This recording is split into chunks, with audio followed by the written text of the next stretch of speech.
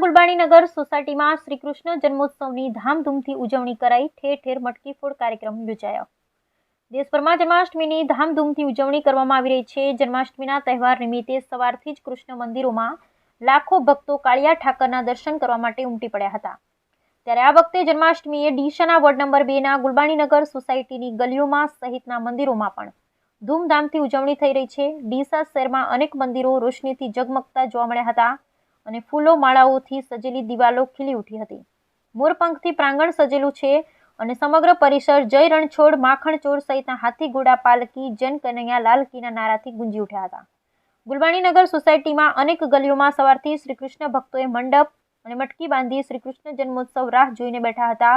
જ્યારે રાત્રિ દરમિયાન નાચગાન સાથે ભગવાન કૃષ્ણની ભક્તિમાં લીન થયા હતા અને રાત્રિ દરમિયાન 12 વાગ્યાના ટકોરે ભગવાન શ્રી કૃષ્ણ જન્મોત્સવની ધામધૂમથી ફટાકડા ફોડી ઉજવણી કરવામાં આવી હતી।